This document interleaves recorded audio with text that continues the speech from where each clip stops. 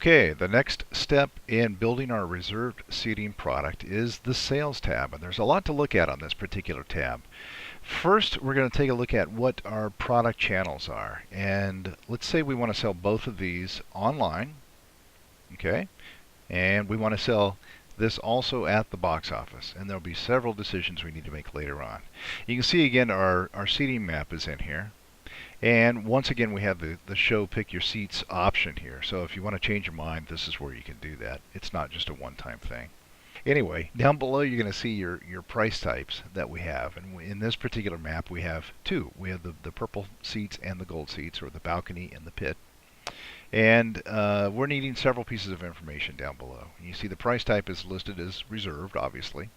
And it's showing that it's an online product and a box office product. There's no information below those. So we need to click on reserved. And you'll see there's a description that can go in here. And now that description will show up in your shopping cart. So it's an easy way to explain what the particular purchase is, or what that particular ticket type is at the time that the person is actually making the purchase. So you do want to put in a little bit of a description there. Now it's going to allow me to choose our price types, and if you notice, if I turn those off, and by default they're usually turned off, I'm going to turn them on, and it's going to ask for different pieces of information. I need a price, so let's say it's a $50 ticket. Wait a minute, which one is this? I've already forgotten which ticket we're working on. Oh, we're working on the balcony here, so that's not that expensive a ticket. It's only a $30 ticket. Okay, and then we can choose our product fees. And in this case, we have a convenience charge of $3 is already in here. And down here is the box office, and let's say it's the same price. The difference is the convenience fee is only $1 for this particular one. So I'm going to close that, and you'll see the information gets added to the right. The warning symbol goes away, and you'll see the price and the convenience charge is listed here. Now we need to do the same thing for the pit. The pit's more expensive, just because it can be. In this case, I'm going to choose the online or the box office, and the price, let's say the price for the pit is actually $50. Convenience charge, still the same, that same $3. The price for the box office is $50 as well, but our convenience fee is less, so I've got it as $1. And we'll say that's saved. Okay, so now all of your pricing information has been added. The next step down is adding our sellable dates, which are absolutely required. So online, this may have gone on sale. Let's say it went on sale September 1st, and it doesn't go off sale until September 30th. And in this case, I'm not really concerned about the times, but you can narrow it down to specific start and stop times. You can also add the countdown. So let's say if you had a delayed start, maybe you're announcing a show on Monday, but the tickets don't go on sale until Friday, you can actually turn on the countdown, and it will show the hours and minutes counting down to when the tickets actually go on sale. Of course, you're going to have a time in there in order to do that. Now the box office, the sellable dates for the box office, we're not going to go on sale at the box office quite as early. So we're not going to go on sale till the 14th, and we'll end on the 30th, the day of the show. Below here, it's allowing me to choose where these are going to be sold at the box office. So instead of making it every single location I've got in the system, I'm going to deselect those and just choose the box office, because I don't want all these other places selling. I don't want the merge tent selling tickets, selling box office tickets. So it's now showing me it's at the box office. The order limit box, you'll notice it says the default is 8, and this is the maximum number your customer can purchase in one transaction. This is to slow down, hopefully stop, anyone who should not be selling tickets, scalpers. And you can override this number. Let's say you have an event like a demolition derby, and maybe you don't care how many tickets one person buys. So you could actually put in like 1,000, and that's definitely going to override that number.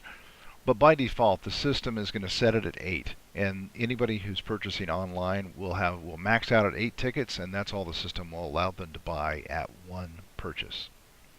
Okay, so this is already open, the advanced options, but a lot of times it'll come in and you'll see show advanced options. So I'm going to open that back up.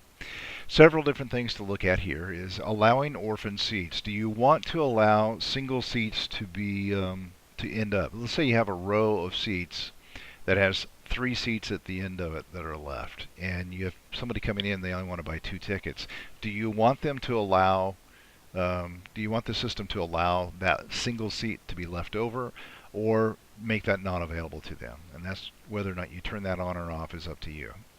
Next step is disabling the consecutive seats warning. And the consecutive seats warning is something that really only applies when you have like strange numbering systems, maybe in your venue. Maybe you have a row where every seat is an odd number, in which case you if you did not disable the consecutive number, it's going to come up every single time and say, wait a minute, these seats are out of order. Well, it's because your seats are actually 1, 3, 5 instead of 1, 2, 3. So most instances, you don't need to worry about this. The custom buy now text, by default, the button is going to say buy now, but you can change it. You can be a little more creative with that. Is, get your tickets now, whatever fits in 25 characters. You can add custom text to the customer receipt, and you just simply click on that and it gives you a box that you can type in. It gives you a lot of space, 500 characters here.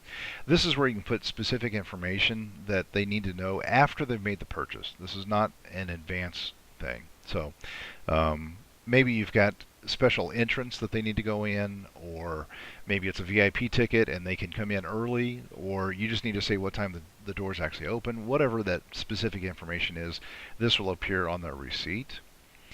Next up is a checkbox that has this product has shipping methods and fees. This is almost never used for online ticket sales, for that matter, ticket sales in general, because it typically you're going to have a print at home ticket and you're not going to charge a fee for printing it at home. The shipping methods and fees would be used for any type of merchandise you might be selling, whether it's t-shirts or hats or belt buckles or whatever. Finally, you can also choose whether or not this is a taxable product and whether or not you're going to allow discounts on this product. So if you were to set up promo codes, you can tell the promo codes to be used on this particular product, but this has to be turned on first at the product level. So you have to make this decision at each individual product as to whether or not that product can accept promos. And finally, emails to receive orders. If you have a default setup in the system, that will allow you to to send all of your orders to someone to notify them that an order has come into the system. You probably don't need to fill this in, but if you have a show, let's say this particular concert has a promoter who wants to see all the ticket sales as they come in, you could put in that promoter's email address, and then it would notify the promoter with every single sale. They'd see every single purchase coming into the system. Might be their way of auditing what's going on.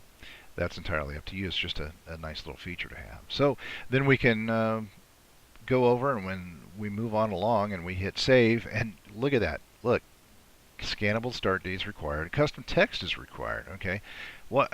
Yeah, we've got all kinds of things that are going on. Well, first of all, we need to find why this red warning label is still turned on. I don't see a red warning label down here. Well, it's because we didn't add any information when I turned on add custom text to the customer receipt. So if I turn that off, you notice back up here, now the warning label goes off here. But we still have the warning on the redemption, so we're going to have to go fill in that redemption information before I can finally save this page. So let's click on the redemption tab and jump over and see what we need to take care of in the next video.